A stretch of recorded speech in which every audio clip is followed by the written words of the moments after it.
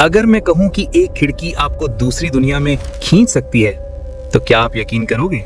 और अगर मैं कहूं कि उस खिड़की ने एक लड़के को निगल लिया और उसकी आखिरी रिकॉर्डिंग अभी भी उस कमरे में गूंजती है।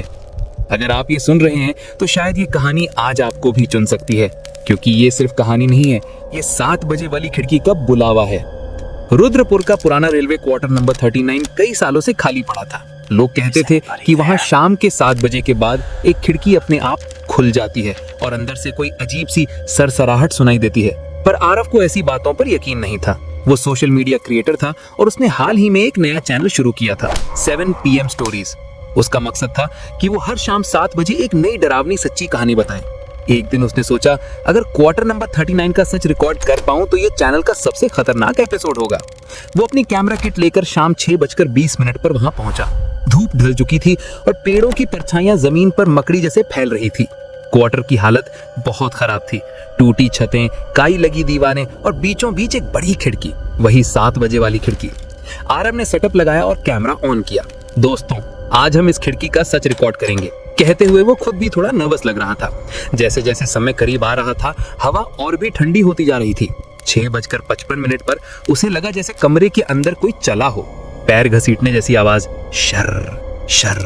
उसने कैमरा घुमाया लेकिन वहां कोई नहीं था। 6:59 पर ऐसा सन्नाटा छा गया कि उसे अपनी ही सांसें सुनाई दे रही थी। खिड़की का कुंडा अपने आप हिलने लगा और ठीक 7 बजते ही खिड़की धीरे धीरे खुद खुल गई। बाहर अंधेरा था, पर उस अंधेरे में एक परछाई बिल्कुल स्थिर खड़ी थी, जैसे कोई दीवार से सटा हो, सिर्फ चेहरा बाहर निकाल कर खड़ा हो। कौन है? आरव ने डरते हुए पूछा। कोई जवाब नहीं आया। तभी एक तेज ठंडी हवा अंदर आई और कमरे की धूल हवा में घूमकर इंसानी आकृति बनाने लगी। दीवार पर नमी के बीच अक्षर बनने लगे। आ ये उसके नाम का पहला अक्षर था। आरव दरवाजे की ओर भागा, लेकिन दरवाजा बंद था। तभी उसकी खुद की आवाज कमरे में गूंजी, आरव, खिड़की पर वापस जाओ। वो डर गया, लेकिन खिड़की की तरफ देखा। खिड़की पर एक पुरानी डायरी पड़ी थी जिसे उसने पहले नहीं देखा था। उसने डरते हुए उसे उठाया। पहले ही पन्ने पर लिखा था, अगर तुम ये पढ़ रहे हो तो शायद बहुत देर हो चुकी है। नीचे लिखा था, राघव, क्वार्टर 39 का आखिरी निवासी।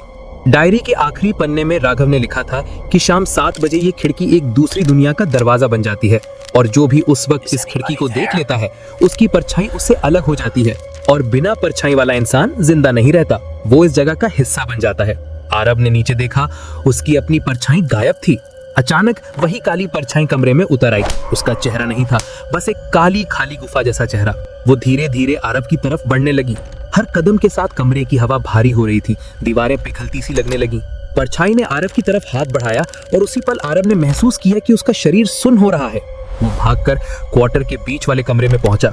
अपने आखिरी डर ने उसने कैमरा फिर से चालू किया और कहा, दोस्तों, अगर मैं बाहर ना निकलूं तो ये रिकॉर्डिंग 7 PM स्टोरीज पर डाल देना। अचानक खिड़की से अंधेरा अंदर दौड़ा और कमरे की छत बीच में फटकर काले भंवर में बदल गई। उसी से कई परछाइयां निकलकर कमरा भरने लगी। वो आरव को घेरे हुए थी। एक आवाज आई, अब तू हमारा हिस्सा है। अगले ही पल आरव उस काले भंवर में खिंच गया। कैमरा जमीन पर गिरा और टूट गया, लेकिन रिकॉर्डिंग चालू रही। अगली सुबह लोग क्वार्टर पहुंचे। उन्हें सिर्फ टूटा हुआ कैमरा मिला। रिकॉर्डिंग में सब कुछ साफ दिख रहा था।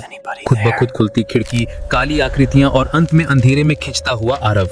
वीडियो के आखिरी 4 सेकंड में कैमरा गिरने के बाद एक परछाई फ्रेम में आई और झुककर कैमरे में बोली, हर शाम 7 बजे अगली परछाई की तलाश होती है। उसके बाद कैमरा ब्लैक हो गया। आज भी कहते हैं, जिसने ये कहानी शाम 7 बजे के बाद सुनी है, उसकी खिड़की हल्की सी हिलने लगती है, जैसे कोई बाहर खड़ा उसे चुपचाप देख रहा हो। और अगर आपकी खिड़की भी हिली तो आप जानते हैं इसका मतलब क्या है। भाई, अगर आपकी सांसें तेज हैं, शरीर में सिहरन है और कहानी ने आपको अपने जाल में खींच लिया है, तो दिल से कहता हूं, इस वीडियो को लाइक जरूर करना, कमेंट में 7 PM लिखकर अपनी हिम्मत दिखाना और चैनल को सब्सक्राइब कर देना, क्योंकि अगली बार जो कहानी आएगी हो सकता है वो आपकी ही शहर या आपके घर के बारे में हो। मैं इंतजार करूंगा कल 7 बजे।